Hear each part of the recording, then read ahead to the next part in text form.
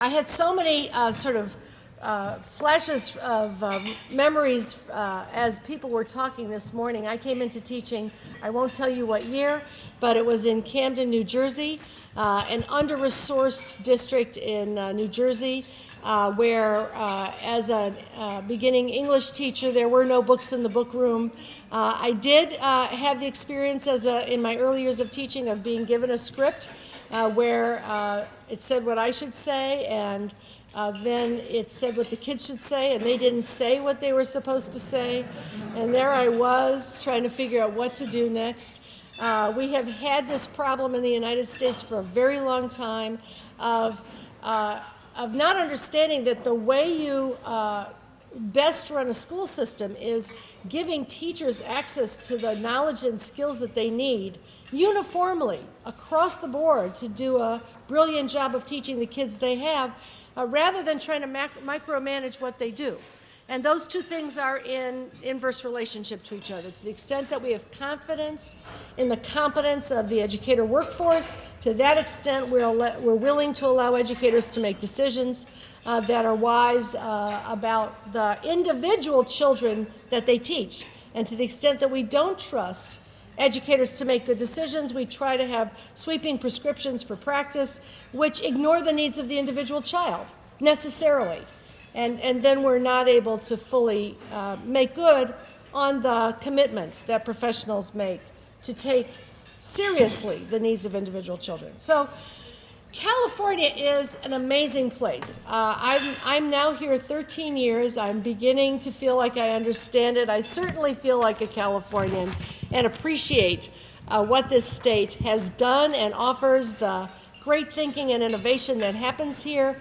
But one of the things I've also observed, and I'm sure you have too, is that quite often we invent brilliant things and then we stop doing them, and everybody else in the country picks them up and starts doing the things that we used to do.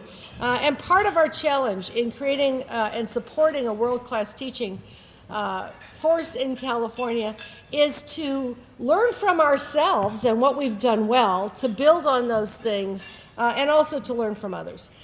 We all know that changes in society are creating a lot of pressure for school change. The reform movement, for those of us who've been around in the profession for 30 years, has been going on for almost all of that time. From the time where we began to realize that most kids were going to need a higher level of education than has typically been the case in the past.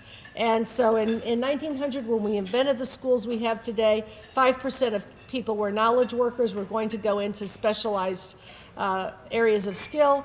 It's now above 70%.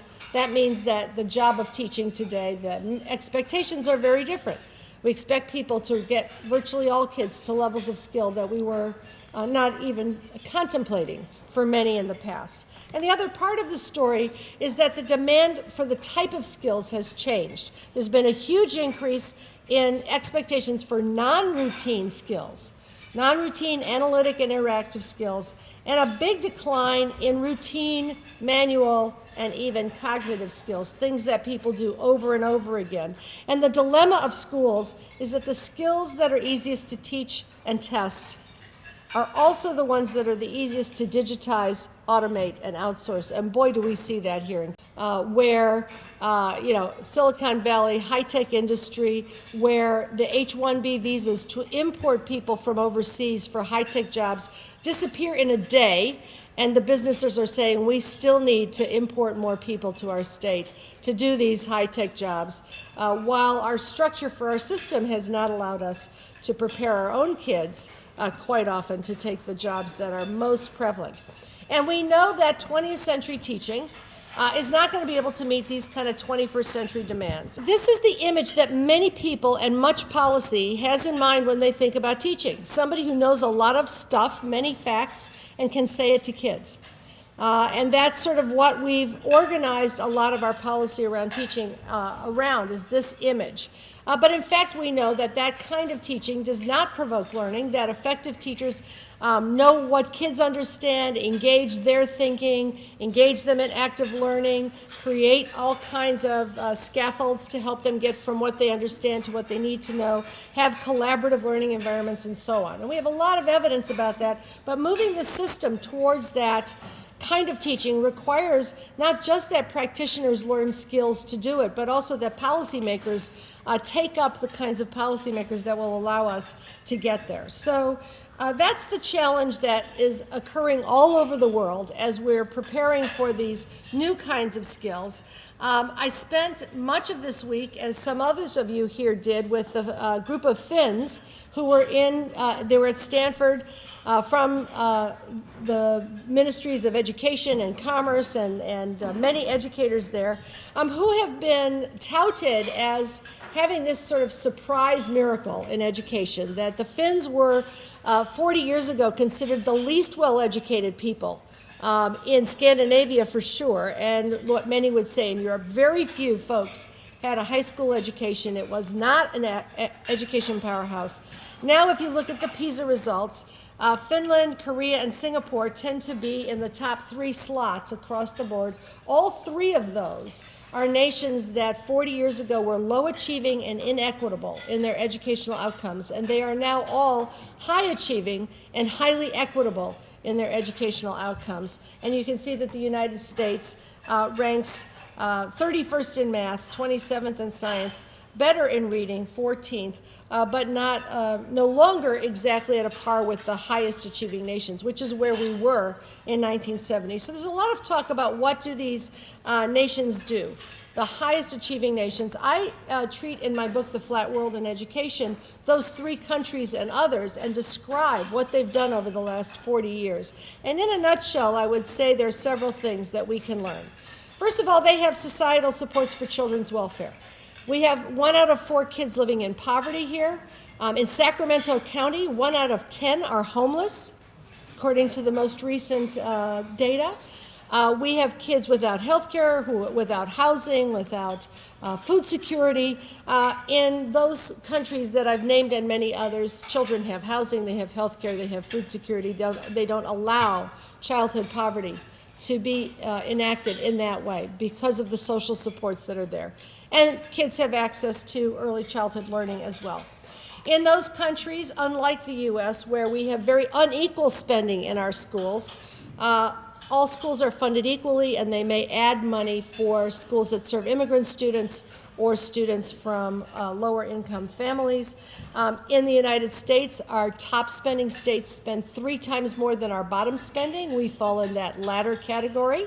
So whereas there are states spending $17,000 a pupil, California is somewhere in the vicinity, I think, of $7,000 or $8,000 now. Utah falls even lower. Within states, there's a 3-to-1 ratio between high and low spending districts. In California, district at the 95th percentile, not even counting the richest districts up in the top 5%, spends 3 times more than the lowest spending district. So we have a 3-to-1 ratio. And if you control for cost of living differentials, Richard, this will make sense in San Francisco, the disparity becomes wider. It's 4-to-1. And then within districts, you have unequal resources for kids. And that's really at the root of one of the things that was mentioned on the panel today. We say, well, why are there hard-to-staff schools? Well, I'll come back to this, but when you have places that spend 2 or 3 times more, that offer salaries which it turns out are 2 or 3 times more, even corrected for cost of living differentials and experience, then you're going to have disparate salaries and working conditions. And we're expecting people to go into the highest need communities where kids and families have the greatest needs and work for less money in worse working conditions. We have hard-to-staff schools, and we need to take a look at that and really address it. They make substantial investments in initial teacher education and ongoing support. In the highest achieving countries, teachers go to preparation for free, and they get a stipend while they train, and they get anywhere from 2 to 4 years of high-quality preparation for everyone, no excuses, no exceptions. They design schools to support student and teacher learning, typically providing 15 to 25 hours a week for collaboration among teachers, for shared planning and study and going into each other's classrooms, and so that what goes on for kids can be well informed by the collective knowledge and skill of the teaching force. Their focus is on a rich thinking curriculum, which asks for kids to do critical thinking, problem solving, and the kinds of assessments these countries have are fewer in number, In fact, in Finland, there is no external standardized testing. In Singapore, grade 3, 6, and 9, no, grade 6 and 9, twice before the end of high school examinations, and so on. In Korea, only at the end of high school. So very much less testing, but more deep, because none of it is multiple choice. It's all essay examinations, problem solving, scientific investigations, and so on. So if we think about that framework, it helps us think about where we want to go if we're going to be comparable to these 21st century leaders.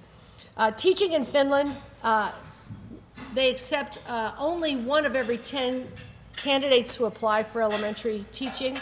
It's a 2-year master's. As I said, it's free to candidates. It's very research-oriented. Not only do candidates learn about research, they learn how to do research, and they do a thesis on a problem of practice that is a research-based thesis, and they bring that research understanding into the schools. There are teacher training schools attached to the universities that are specially staffed with the best teachers, who then are part of faculty for teacher education. So there's a clinical faculty, there's a university-based faculty, they work together. Everyone goes through these teacher training schools. They're like what you might call teaching hospitals in medicine, and they have a clinical curriculum.